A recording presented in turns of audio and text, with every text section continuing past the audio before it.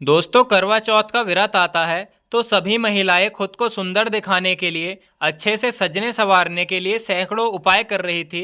एक लड़के के पास महिलाओं की लंबी कतार लगी हुई थी, क्योंकि वो लड़का लड़कियों के मेहंदी बहुत सुंदर और डिज़ाइन वाली लगाता था। तभी एक लड़की उसके पास आती है जो उसी लड़के की तलाकशुदा पत्नी होती है। उसे भी अपने हाथों पर मेहंदी लगवानी थी और इत्तेफाक से वो उसी जगह आ जाती है। लेकिन जैसे ही वो देखती है कि उसका पति दूसरी महिलाओं को हाथों को पकड़े हुए उनके मेहंदी लगा रहा है, तो वो ये नज़ारा देखकर जल भुन जाती है। हालांकि वो उससे 3 सालों से अलग रह रही थी, लेकिन ये बात उसे ज़रा भी बर्दाश्त नहीं होती कि उसका पति अपने हाथों में किसी गैर लड़की का हाथ पकड़े और उन्हें छुए। लेकिन दोस्तों, वो भी तो वहाँ व्रत रखकर और मेहंदी लगवाने के लिए आती है। आखिर किसके लिए व्रत रख रखा था और सजने संवरने के लिए आई थी, और उसे देखकर जलन क्यों हो रही थी जब वो 3 सालों से अलग रह रहे थे। दोस्तों, बहुत ही अद्भुत और इंटरेस्टिंग कहानी है। आइए जानते हैं पूरी कहानी की सच्चाई इस वीडियो में।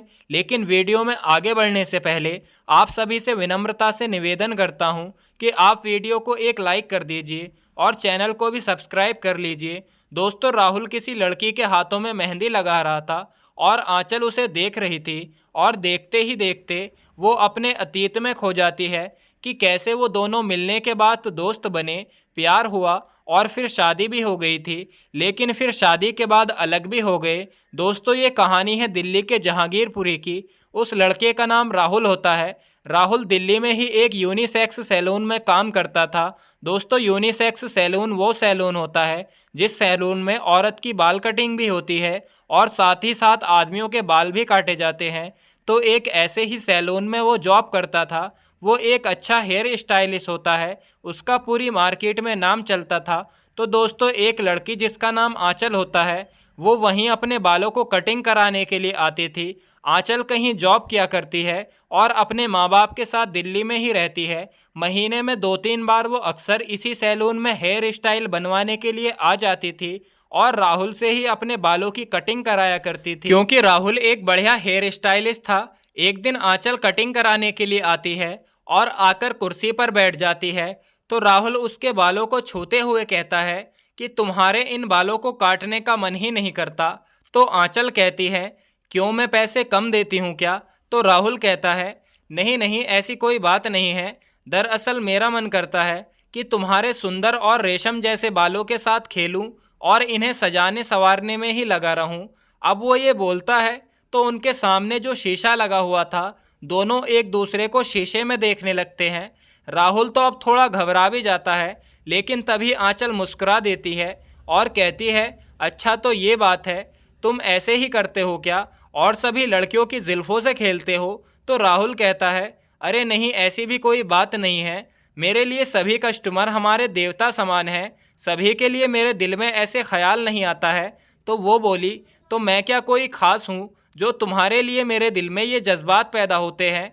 तो वो फिर से घबरा जाता है, डरते डरते बोलता है, मैडम सॉरी, ऐसी भी कोई बात नहीं है। फिर आंचल मुस्कुराते हुए कहती है कि अरे आप इतना डरिए नहीं, इतनी तो मैं समझदार हूँ कि सामने वाला मेरे बारे में क्या सोच रहा है और तुम भी मेरे बारे में क्या सोचते हो, मैं सब कुछ अच्छे से जानती हूँ। लेकिन छोड़ो, ये सब चलता रहता है। अब दोस्तों, धीरे धीरे दोनों में बातें शुरू हो जाती है, एक दूसरे का नंबर एक्सचेंज कर लेते हैं, पक्के दोस्त बन जाते हैं और फिर दोस्ती प्यार में बदल जाती है। कुछ समय के बाद दोनों शादी भी कर लेते हैं। शादी होने के बाद आंचल, जो कि पहले से ही जॉब करती थी और अच्छा पैसा कमा रही थी, तो वो ये चाहती थी कि राहुल अपनी सैलून की जॉब छोड़ दे, क्योंकि उसको ये बात पसंद नहीं थी कि राहुल किसी गैर लड़की के बाल काटे, उन्हें संवारे। तो एक दिन आंचल राहुल से कहती है कि तुम अब सैलून का काम छोड़ दो। तो वो कहता है कि यार, मुझे इसके अलावा कोई और काम नहीं आता है, इसमें मैं 1000-1500 रुपये आराम से कमा लेता हूँ और आरामदायक काम है, इससे बढ़िया काम मुझे और कहाँ मिलेगा। तुम भला मेरे बारे में ऐसी बातें क्यों सोचने लगी हो? तो आंचल फिर भी बोलती है कि मुझे कुछ नहीं सुनना, बस तुम्हें ये जॉब छोड़नी ही पड़ेगी। अब दोस्तों, इसी बात को लेकर दोनों के बीच बोलचाल हो जाती है। तो राहुल कहता है, ठीक है चलो कोई बात नहीं, जैसा तुम चाहती हो मैं जॉब छोड़ दूंगा। इसके बाद क्या तुम मुझे घर बैठाकर खाना खिलाओगी? बताओ कैसे मेरी आगे की ज़िंदगी कटेगी? जॉब तो तुम पहले भी करती हो, लेकिन मैंने तो कभी इस बात पर उंगली नहीं उठाई, तुमसे कोई सवाल जवाब नहीं किया है, कभी तुम्हारी नौकरी के बारे में नहीं पूछा। तो आंचल कहती है, मैं तुमसे अलग हूँ, तुम्हारे जैसी नहीं हूँ, मैं एक गर्ल हॉस्टल में जॉब करती हूँ। दोस्तों, आंचल एक गर्ल हॉस्टल में कंप्यूटर ऑपरेटर की जॉब करती थी। डाटा एंट्री करना यही सब उसका काम होता था। तो वो कहती है कि मुझे अपने आप से कभी कंपेयर मत करना, मैं तुम्हारी तरह नहीं हूँ। अब इन्हीं सब बातों को लेकर दोनों के बीच मनमुटाव पैदा हो जाता है। बातें बिगड़ती जा रही थी, लेकिन राहुल चाहता था कि उनका रिश्ता ऐसे ही बना रहे, उनका शादीशुदा जीवन खराब ना हो, क्योंकि दोनों ही एक दूसरे से बहुत प्रेम करते थे। तो राहुल आंचल की बात को मानते हुए अपनी ये जॉब छोड़ देता है और फिर घर पर ही रहने लगता है। लेकिन दोस्तों, इसके बाद भी बात ख़त्म नहीं होती। कुछ महिलाएं कस्टमर ऐसी भी थी कि जिनके पास राहुल का पर्सनली नंबर भी था, तो वो उसे कॉल करने लगती है कि भैया, तुम्हें ही मेरे बालों के बारे में अच्छे से पता था, मैं कौन सा हेयर स्टाइल रखती हूँ, मुझे अक्सर पार्टियों में जाना रहता है, आखिर तुमने ऐसे अचानक जॉब क्यों छोड़ दी है? एक तुम ही तो थे सैलून में जो बिना कहे सभी काम को अच्छे से कर दिया करते थे। तो इन सब बातों को सुनकर राहुल भी परेशान हो जाता है। वो कहती है कि तुम चाहे एक्स्ट्रा पैसे ले लेना, बस आकर मेरे बालों को सही से बना दीजिए। तो वो सोचता है कि अब मैं क्या करूं? फिर वो सारी बात अपने कस्टमर को बता देता है कि देखो ऐसे ऐसे बात है, इसलिए मैं सिर्फ तुम्हारे घर ही आकर तुम्हारे बाल काट सकता हूँ, जिससे कि किसी को पता ना चले। तो वो कहती है, ठीक है, हमें कोई परेशानी नहीं, बस तुम आ जाओ। और कुछ महिलाएं उससे कह भी देती थी कि भैया, तुमने दिल्ली में रहकर भी ऐसी लड़की से शादी क्यों कर ली है जो इस तरह की बातें सोचती है तुम्हारे बारे में। और कुछ लड़कियां कहती थी कि भैया, तुम हंसी मजाक बहुत ज़्यादा करते थे कस्टमर के साथ, शायद उन्होंने यही सब करते हुए देख लिया होगा जो तुम्हें जॉब करने से रोक दिया है। लेकिन कोई बात नहीं, आप घर पर ही आ जाइए और हमारा काम कर कर चले जाना, आपका जो भी चार्ज लगेगा हम इससे भी ज़्यादा आपको पैसे दे देंगे। अब दोस्तों, वो इसी तरह से जब उसकी पत्नी जॉब करने के लिए चली जाती है, तो वो उनके घरों पर ही जा कर के उनके बालों को काट दिया करता है और समय से घर आ जाता है। लेकिन धीरे धीरे इसकी भनक भी आंचल को लग जाती है, क्योंकि अक्सर बहुत सारे बड़े बाल भी घर में आ जाते थे उसके कपड़ों और जूतों से चिपक कर। और ऐसे ही शक के तौर पर आंचल को भी ये बात पता चल जाती है। जब उसे ये बात कन्फर्म हो जाती है, तो वो राहुल को गुस्सा करते हुए कहती है कि देखो, यही है तुम्हारा असली रूप, अब तुम इनके घरों में भी जाने लगे हो, तुमसे इन लड़कियों के बिना रहा नहीं जाता है। अब दोस्तों, इस तरह से लड़ाई झगड़ा और भी ज़्यादा बढ़ जाता है और आखिरकार 2 साल साथ रहने के बाद दोनों अलग होने का फैसला कर लेते हैं। अब दोनों एक दूसरे से अलग हो जाते हैं और रिश्ता हमेशा के लिए ख़त्म कर देते हैं। जो राहुल होता है वो फिर से अपनी सैलून की जॉब को स्टार्ट कर लेता है और जो आंचल होती है वो अपनी जो जॉब कर रही थी उसी में लगी रहती है। लेकिन राहुल का दिल अब इस सैलून में नहीं लगता है, उसे वहाँ आंचल की बहुत याद आती है। वो आंचल से बेहद प्यार करता था और इसी के चलते वो इस जॉब को वहीं छोड़ देता है। दोस्तों, इनकी शादी साल 2016 में हुई थी और 2 साल के बाद 2018 में दोनों अलग हो गए थे। अब वो जॉब छोड़ चुका था, लेकिन इसके बाद वो थोड़ा बहुत मेहंदी डिज़ाइन कर लिया करता था और ऐसे ही 1 साल और बीत जाता है। अब दोस्तों, इसके बाद लॉकडाउन लग जाता है, तो इसी बीच वो अपनी मेहंदी लगाने की कला को और भी अच्छे से सीख लेता है। यूट्यूब पर वीडियो देख देख कर वो एक अच्छा मेहंदी डिज़ाइनर बन जाता है। दोस्तों, वो कोई भी काम जो महिलाओं की सुंदरता के लिए किया जाता है बहुत ही जल्दी सीख लेता था। शायद भगवान ने भी उसे महिलाओं के कामों के लिए ये कला दे रखी थी। अब वो दिल्ली के करोल बाग मार्केट में महिलाओं के हाथों में मेहंदी लगाने का काम करने लगता है। वहाँ भी उसका नाम चलने लगता है, क्योंकि उसके हाथों से बने मेहंदी डिज़ाइन बेहद खूबसूरत और फिनिशिंग क्वालिटी वाले होते थे। ये सब देखते हुए उसकी वहाँ भी सैकड़ों महिलाएं ग्राहक बन जाती है और रेगुलर उसी से मेहंदी डिज़ाइन कराया करती थी। इस काम से वो रोज़ाना 1500 से 2000 रुपये रुपए कमा लिया करता था। अब दोस्तों करवा चौथ का व्रत आता है तो आप सभी जानते हैं कि करवा चौथ को ज़्यादातर महिलाएं सजती संवरती है और हाथ पैरों पर मेहंदी तो ज़रूर लगवाती है। तो करवा चौथ के मौके पर हर एक मेहंदी डिज़ाइनर के पास मेहंदी लगवाने वालों की लंबी लंबी लाइन लग जाती है। तो राहुल के पास भी बहुत ज़्यादा भीड़ इकट्ठा हो रही थी। वो 2-3 दिनों से अपॉइंटमेंट ले लेकर मेहंदी लगा रहा था। इतनी ज़्यादा उसके पास भीड़ जमा रहती है। अब उसके पास 10-12 महिलाएं बैठी हुई थी और वो एक महिला के हाथों में मेहंदी लगाने के बाद उसके पैरों में मेहंदी लगा रहा था। तो दोस्तों आंचल की फ्रेंड जो जहांगीरपुरी में रह रहे थे वो उससे कहती है कि यार चलो करोल बाग मेहंदी लगवाने के लिए चलते हैं। मैंने वहाँ की बहुत तारीफ सुनी है, वहाँ अच्छे मेहंदी डिज़ाइनर होते हैं। अब आंचल के दिल में भी ये बात आ जाती है। वो कहती है चलो ठीक है करोल बाग मार्केट ही चलते हैं। दोस्तों आंचल ने भी व्रत रख रखा था और उसकी सहेली भी व्रत रखे हुए थी। वो दोनों अपनी स्कूटी पर बैठकर करोल बाग पहुंच जाते हैं और इत्तेफाक से राहुल की शॉप पर ही चढ़ जाते हैं। अब जैसे ही वो राहुल के सामने पहुंचती है और उसे देखती है कि राहुल किसी महिला के हाथों में मेहंदी लगाने के बाद उनके पैरों में मेहंदी लगा रहा था। जब राहुल को वो देखती है और राहुल उसे देखता है तो दोनों की आंखें फटी की फटी रह जाती है। 3 साल बाद आज दोनों एक दूसरे के आमने सामने थे और पहली बार इतने समय के बाद एक दूसरे को देख रहे थे। अब दोस्तों आंचल कभी उस महिला के हाथों को देखती है तो कभी उसके पैरों को देखती है जो राहुल पकड़े हुए बैठा था, तो कभी उसके चेहरे को देख रही थी। राहुल भले ही उनसे 3 सालों से अलग रह रहा था लेकिन वो भली भांति जानता था कि ये इस टाइम मेरे बारे में क्या सोच रही होगी।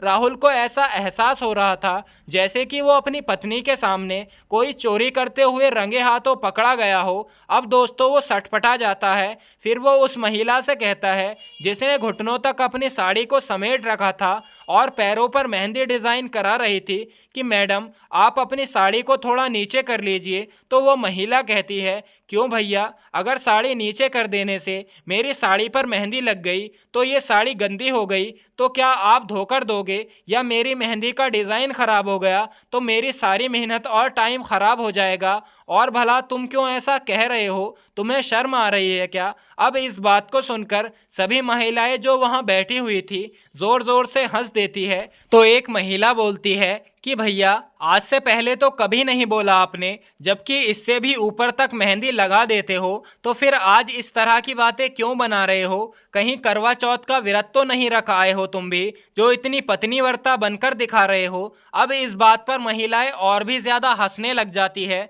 लेकिन उनको क्या मालूम था कि इस लड़के के दिल पर आज क्या बीत रही थी। सामने ही उसकी तलाकशुदा पत्नी और उसकी एक सहेली खड़ी हुई थी। हालांकि उसकी सहेली को ये नहीं मालूम था कि ये इसका पति है, वो नई नई इसकी सहेली बनी थी।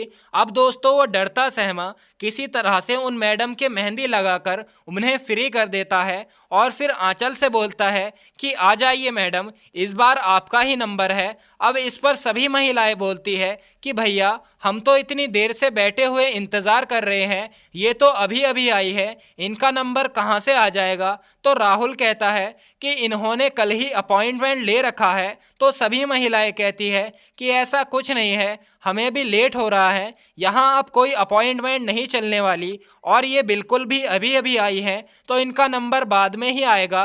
तो आंचल उन महिलाओं से कहती है ऐसी कोई बात नहीं है, मैं अभी लगवा भी नहीं रही हूँ, पहले आप लोग ही लगवा लो। अब दोस्तों आंचल ठीक उसी के सामने बैठ जाती है और उसे ही घूरती रहती है। वो बेचारा जैसे तैसे करके अपने काम को करने में लगा हुआ था। तभी कुछ महिलाएं आपस में बातचीत करते हुए कहती है कि बताओ, जो पति दारू पीकर नशा करके हमें मारता पीटता है, गालियां देता है और हम उन्हीं के लिए, उनकी लंबी उम्र के लिए नीराजल व्रत रखते हैं, तो एक कहती है कि इसमें क्या ही करोगी, पति तो पति ही होता है, ये दिल मानता ही नहीं है। फिर दूसरी महिला कहती है कि हाँ बहन, फिर ऊपर जाकर भी तो जवाब देना है। इसी तरह से वे तरह तरह की बातें कर रही थी।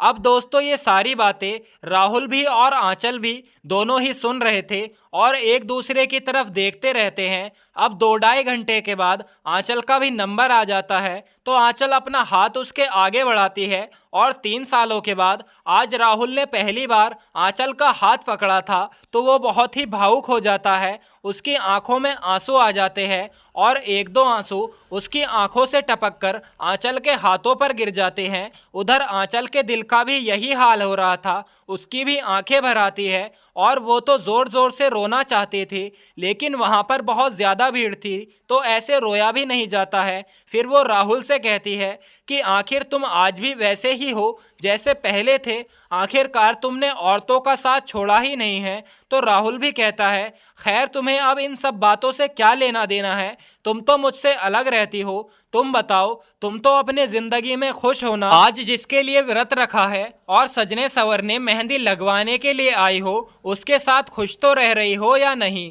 तो आंचल कहती है, मेरी छोड़ो, मैं तो जिस हाल में भी हूँ, जैसी भी हूँ, ठीक ही हूँ, तुम बताओ, तुम्हारे तो अब मज़े ही मज़े रहते होंगे।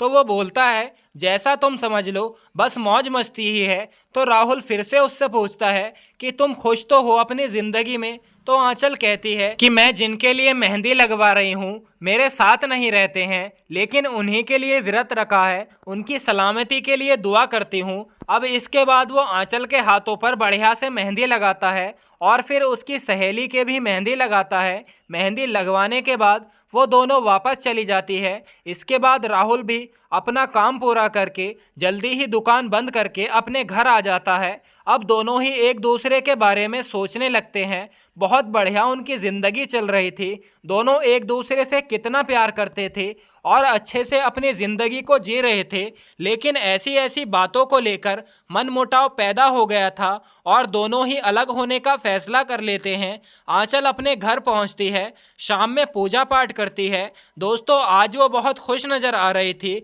भले ही उसका पति उससे अलग रह रहा था, लेकिन आज उसे अचानक ही देखकर उसके चेहरे पर अलग ही रौनक आ गई थी।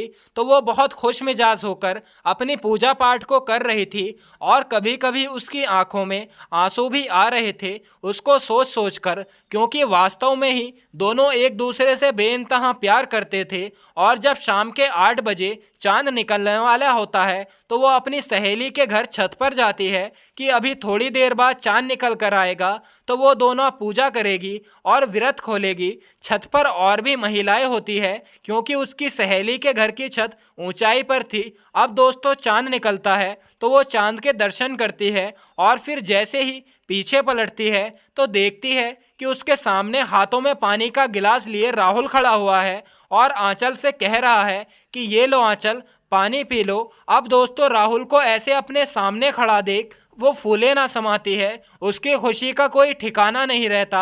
वो तुरंत राहुल के गले से लिपट जाती है और फूट फूट कर रोने लगती है। कहती है कि तुम्हें कैसे पता था कि ये व्रत मैंने तुम्हारे लिए ही रखा हुआ है। तो राहुल बताता है कि जब मैंने तुम्हारी मेहंदी लगा दी थी और तुम बाहर जाकर बैठ गई थी तो फिर तुम्हारी सहेली के मेहंदी लगा रहा था और मैंने उन्हीं से तुम्हारे बारे में जानकारी ली थी। तो उन्होंने बताया था कि इनकी पहले ही कहीं शादी हो रखी है, वो इनके साथ नहीं रहते लेकिन उन्हीं के लिए व्रत रखती है, इन्होंने कोई दूसरी शादी नहीं की है। तो आंचल कहती है, भला ऐसे कैसे मैं दूसरी शादी कर लेती, मैं तुमसे बहुत प्यार करती हूँ और हमेशा करती रहूँगी, चाहे तुम साथ रहो या ना रहो। वो कहती है कि अगर तुम एक बार भी मुझे मनाने के लिए आ जाते तो मैं खुशी खुशी तुम्हारे साथ लौट आती, लेकिन तुम कभी आए ही नहीं और मैं तो कितनी बार ही तुम्हारे उस सैलून पर भी गई हूँ, लेकिन तुम्हारा कोई पता न चल सका। तो वो बोलता है कि हाँ, मैंने वहाँ से काम छोड़ दिया था,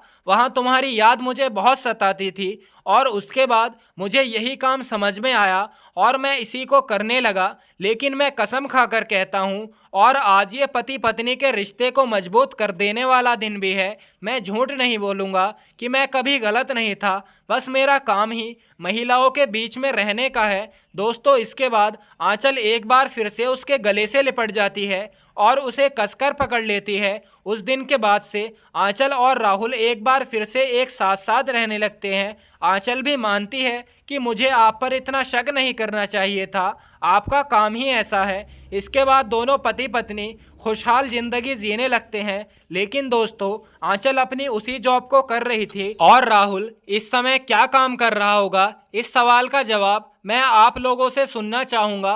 कमेंट करके ज़रूर अपनी राय बताइएगा कि वो क्या काम कर रहा होगा। जब कमेंट ज़्यादा हो जाएंगे तो मैं तब आपको कमेंट करके बता दूंगा। फिलहाल आप लोग जवाब ज़रूर दीजिएगा, और अगर कहानी आपको ज़रा भी पसंद आई है तो वीडियो को एक लाइक कर दीजिए और चैनल को भी सब्सक्राइब कर लीजिए। मिलते हैं फिर से एक नई और इंटरेस्टिंग कहानी के साथ। तब तक के लिए धन्यवाद। जय हिंद, जय भारत।